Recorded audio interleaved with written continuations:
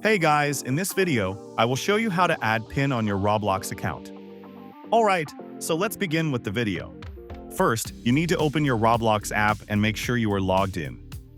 Then here at home, you need to go to More by clicking on this icon here at the lower right corner. On this page, find Settings, click on it.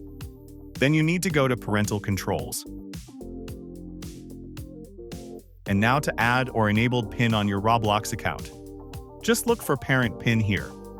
As my account age is not verified, that's why it is not showing. But in your case, if your account is verified, you will Parent PIN option here.